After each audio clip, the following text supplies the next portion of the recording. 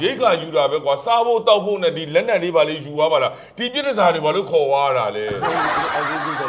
အေးဘောဟဲ့ရှစ်တယ်ပါရှစ်တယ်ကွာငါရှစ်တယ်ကွာတိတ်ရှစ်တယ်ကွာငါခါယုံဘာလို့နှာခေါင်းပဲခါခါပါဇက်ပဲခါခါအုံနောက်ပဲခါခါမင်းလုံးမဟုတ်ဘူ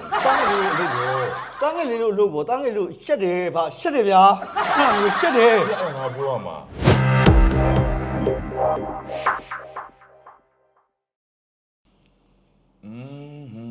ဟာရေလုံးပြန်ပြီဗျာတမလာကြီးကဘာတွေထွက်ပြောမှလည်းမသိတကယ်ပဲတော်တော်စိတ်ညစ်ဖို့ခေါင်းတဲ့အရာတွေပါအခုဘာတွေထွက်ပြောပြန်ပြီလဲ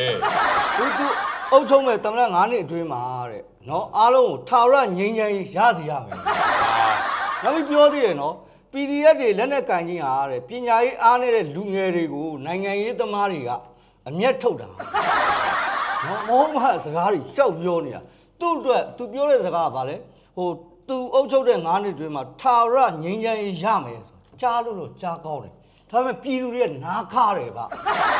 နော်အဲ့ဒါဘယ်လိုလုပ်မလဲဗျဟမ်ပြည်သူတွေကလည်းနားခါတယ်ငါပြောပြမယ်နားခါယုံဘာလို့နှာခေါင်းပဲခါခါပါဇက်ပဲခါခါအုံနောက်ပဲခါခါမင်းလုံးမဟုတ်ဘူးတန်းငယ်လေးတို့လို့ဘောတန်းငယ်လေးတို့ရှစ်တယ်ဗျရှစ်တယ်ဗျာဟာမျိုးရှစ်တယ်အဲ့ငါပြောရမှာတန်းငယ်လေးနဲ့ရှစ်တယ်လေးပါလေဒါတစ်နေ့ကြားလိုက်ရဘာတွေမဲဟုတ်မသိဘူးဖာရဲ့အိုးသူ့ဘာနေပြောပါစေသူ့ဘာနေပြောပါစေငါပြောပါရှင်းချင်းလေးမူမမှန်တဲ့လူကအယူတန်းတယ်ဟုတ်လားသဘောပေါက်လားဟုတ်ကဲ့အေးငါလည်းများများမပြောရဘူးငါများများပြောရင်ငါလည်းပုံပြောက်သွားလိမ့်မယ်သူ့တဲ့မှာငါလည်းပါသွားလိမ့်မယ်ဒါပြောဟိုတနေ့လည်းသတင်းတစ်ခုတွေ့လိုက်တယ်အဖားတငယ်ကြီးနော်ဘာလဲမြန်မာနိုင်ငံကြီးကိုတဲ့အဖက်ဖက်ကနေပြီးတော့ထိုးနှက်နေကြတဲ့နိုင်ငံတကာရဲ့ပြဿနာကိုလွတ်တော်ထဲမှာပဲဖြည့်ရှင်းမှရမယ်လို့ तू ကပြောတယ်ရှိသေးတယ်လွတ်တော်ထဲမှာဖြည့်ရှင်းမှရမယ်ဆိုလွတ်တော်ထဲကိုဝင်ထိုင်နေတာဘယ်သူတွေကြီးပဲလေသူတို့တွေကြီးပဲလေဒါပေမဲ့အဓိကဆိုခွင်ခံတာလည်းဖြစ်ပါလိမ့်မယ်အော်မင်းကလည်းလွတ်တော်ထဲမှာဖြည့်ရှင်းမှရမယ်ဆိုတော့ तू လွတ်တော်ဥက္ကဋ္ဌလေအဖရဲ့ သူကအဲ့ဒါနဲ့ तू ကနေပြီးတော့ပြောကြည့်တယ်ပြောကြည့်လို့ဟာဒီဘက်ကပြည်သူလူထုတွေစုမလားအောင်မိတယ်ဒီဘက်ကနိုင်ငံရေးလောကလူတွေနော်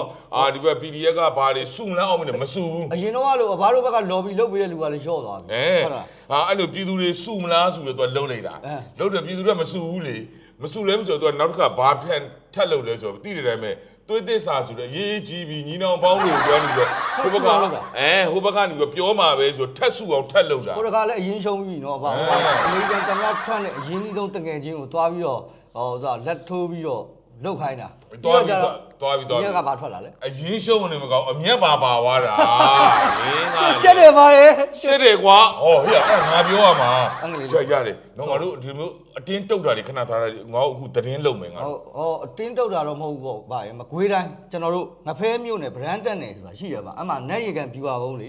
ေနော်ကျွန်တော်တို့တက်ဆွဲထားတာအဲ့မကွေးတိုင်းငဖဲမြို့နယ်တဲ့ဗရန်တက်နယ်အတွင်းရှိကျွန်တော်စားကားစားအဲ့နက်ရေကန်ဖြူပါကုန်းအာရခတက်တော်အေးနဲ့ပူပေါင်းတက်ဖွဲ့များအရှိန်ဟုန်မြင့်ပြီးတော့တိုက်ခိုက်နေကြတယ်ဟာနော်အရှိန်ဟုန်မြင့်ပြီးတိုက်ခိုက်နေတယ်ကျွန်တော်တို့စားကားစားကလေဟိုမြေပြင်စစ်ကြောင်းများပြိုပြက်လူနီးပါဖြစ်နေပြီတဲ့လေများပြစ်ပစ်ကူပြီးတော့တိုက်ခိုက်ပေးနေရတယ်လို့တော့သိရပါတယ်ဗျဟာအဲ့လောက်ထိရောက်သူတို့ကအစွမ်းထက်နေတာဟုတ်တယ်ဗျဟာကွာငါတို့ဘက်ကလူရင်ရလက်နဲ့ရင်အပြည့်သုံးနေကွာဒီလိုလေနေရှိနေတာဘာလောက်ထားတာလဲရှစ်တယ်ဗျရှစ်တယ်ကွာငါလည်းရှစ်တယ်ငါပဲပြောပြရစီကွာငါပဲပြောပြရစီလေနေနဲ့ပစ်ကူပေးနေတာတော့မနိုင်ဘူးဗျအဲ့လိုဖြစ်နေတာဒါကျွန်တော်နိုင်ရကန်ဖြူပါကုန်းပေါ့နော်ဗျနော်ဒါအဲ့ဘေးနားမှာရှိတဲ့စကန်ကုန်းတွေအားလုံးကလည်းအေးရသိမ့်ပိုက်သွားပြီဗျနော်ဒီကဟုတ်တယ်ဗျစကန်ကုန်းတွေအေးရဟိုရေတွေကအဲ့နီးနားမှာရှိတဲ့ဟာတွေအကုန်လုံးဗျသူတို့သိမ့်ပိုက်ထားတာအားကတော့အခုငါကြားတာဟုတ်လားမဟုတ်လားရောင်မင်းကတော့တစ်ချက်တော့စုံစမ်းပေးသားမှာဒီအေးအားကတက်တော်ကားတဲ့အေးရောက်ဒီတိုင်းကြီးတဲ့ဝင်နေပြီဆိုဟုတ်လားဟုတ်တယ်လေရေကြီးအတော့ဗျနေတိုင်းဗျအဖစားကျော်ရှက်တယ်ဗျဟုတ်ဘူးလေကွာရှင်ကြီးအတော့ကနေပြန်ပြန်ဆုတ်သွားပြီလားလို့ပြန်ဆုတ်ပြီလားဗျဒီလိုနိုင်မြေတစ်ခုရဖို့အတွက်ကိုဘလောက်တွေးနဲ့ချွေးနဲ့အသက်ပေါင်းများတော့ပေးဆက်ထားတာလွယ်လွယ်နဲ့ပြန်ဆုတ်ပေးလို့ရမှာဗျဩမင်းကလည်းကွာအပြစ်တင်မှုပဲသိတယ်ကွာဗျစစ်သားမဟုတ်လားဗျဟဲ့ငါစစ်သားတော့စစ်သားပဲကွာရှက်တယ်ဗျစစ်သားကွာရှက်တယ်ဟောလောက်လာပြီဟုတ်ကဲ့ဗျဒါတော့ကျွန်တော်တို့ခွေးတိုင်းငဖဲမျိုးနယ်ကျွန်တော်တို့ဗောနော်ဗရန်တက်နယ်တွေကနိုင်ရီကန်ဗျူဟာကုန်းမှာနောက်တစ်ခုကတော့မန္တလေးတိုင်းကျွန်တော်တို့မြင်းကြံမျိုးအနီးမှာဗောနော်ကျွန်တော်တို့စကားစရင်တန်းကိုတဲ့မြင်းကြံခရိုင်နယ်မြေကန် PDF တပ်ဖွဲ့များမှပူးပေါင်းတိုက်ခိုက်ခဲ့ရအရာရှိတဦးပါဝင်စစ်သား12ဦးနော်စစ်သား12ဦးတေဆုံးပြီးတော့တနက်4လက်ရဲ့ဆက်ဆက်ပစ္စည်းတွေကိုသိမ်းဆည်းရမိသွားတယ်လို့သိရပါတယ်ဗျ အဲ့ဒါငါမကျင်တယ်ဘူးရောအဲ့ဒါငါမကျင်တယ် မကျင်တော့ဘာသွားယူလား အခုငါပြောပြမယ်အဲ့ဒီငင်းတဲ့ခရိုင်ကနေငါထွက်သွားတဲ့ဥစ္စာတွေတော့ဖျဲသီးရှိလို့တိတာလေကွာဖျဲသီးမရှိဘဲမသိဘူးလေကွာ ငါသမီးလာကြီးကလည်းဖျဲသီးပြန်ဖြစ်နေဦးမယ်နော် အေး तू ကလည်းနှစ်ပေါက်တစ်ပေါက်ရိုက်တယ်နော်နှစ်ချက်ကွက်တွေသူ့မှာရှိတယ်နော် ရာရှိတူရဲဘော်12ဦးဆိုတော့ဓမ္မောက်တစ်ပွဲမောင်ငါ12ပွဲနော် မင်းကွာ စံမြုပ်တွေလည်းပါအောင်မယ် သွားပြီ ရှက်တယ်ပါ အေးကွာရှက်ကွာဟေ့ရအရှက်တယ်လေငါပြောပြရစီမင်းပဲပြောနေတယ် ဟုတ်ကဲ့ပါဒီကကြတော့မကွေးတိုင်းမင်းတို့မျိုးနဲ့ဒီနေ့ကတော့မကွေးတိုင်းထဲမှာတော့များတော့ပါမကွေးတိုင်းမင်းတို့မျိုးနဲ့အတွင်းမှာတဲ့ကျွန်တော်စကားစစ်တဲ့အင်အား1000ခန့်ရောက်ရှိနေပြီးတော့ရခိုင်ရိုးမဘက်ဟိုစစ်ကြောင်းထိုးရင်ပြင်ဆင်နေကြကြောင်း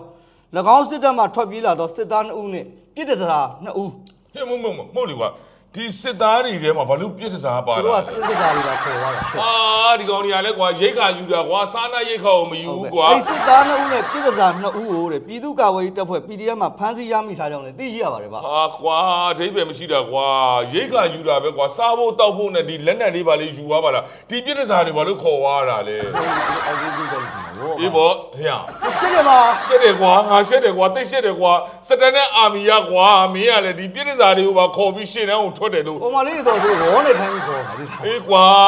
ရှက်တယ်ကွာဒီကောင်မလေးတွေကလည်းမမဝေပဲကွာဒီတော့စစ်တက်ကြီးရကွာမင်းဒီတော့ဒုံရမ်းများတဲ့ဥစ္စာကို အော်ဒါမှမိမကောင်း လှုပ်လာပြီကွာ ဟုတ်လေသူတို့သမင်းချက်ကျွေးဖို့ဘာညာခေါ်ရတာနေမှာဗောဗျ အဲ့လိုပဲထားလိုက်တော့ကွာအဲ့လိုပဲထားလိုက်တော့ ဒီကကြမကွေးတိုင်းစောမြို့နယ်ပဲနော်မကွေးတိုင်းစောမြို့နယ်တဲ့ကျွန်တော်တို့ကြောက်ထုဒေသတို့စစ်ကြောင်းထိုးလာတော့ကျွန်တော်စကားစားစစ်တပ်သည်ဘာလို့လဲဆိုတော့ကျောင်းနိုင်စီရတော့တပါးကျောင်းစီရတအူးအပါဝင်နေဒေသခံပြည်သူ6ဦးကိုရဲရဲဆက်ဆက်ညှင်းပန်းနှိပ်စက်တပ်ဖြတ်ခဲ့ကြောင်းသိရှိရပါတယ်ဗျ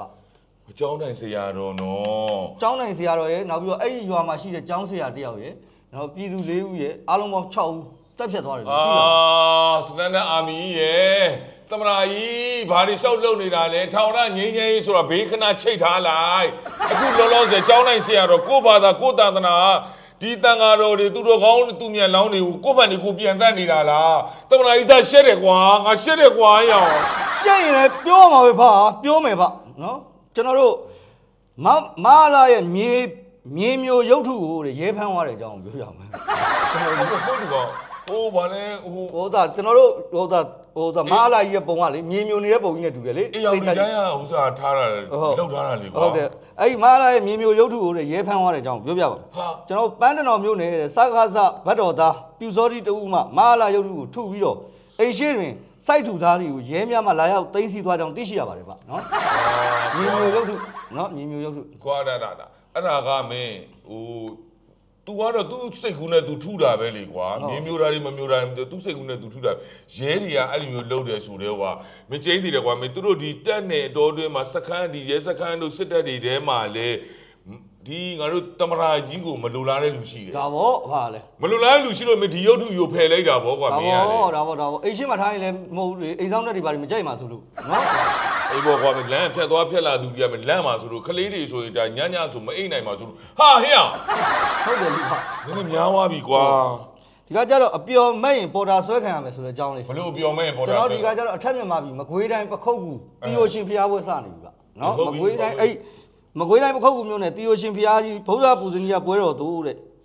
လာရောက်ကြတော့လူငယ်များကိုစကားစစ်တပ်မှစောင်းဆိုင်ပေါ်တာဆွဲနေကြောင်းသိရှိရပါတယ်ဗျအဲ့တော့ကလေးတွေမသွားကြပါနဲ့ ငါပြောပြမှာရှင်းရှင်းလေးအခုသူတို့ကနေရှင်းဝေးသူတို့ကသွားနေရဖျားဘောတွေလိုက်ဆွဲဖားတွေလိုက်ဆွဲရှင်းဝေးသွားနေရှင်းဝေးမသွားနဲ့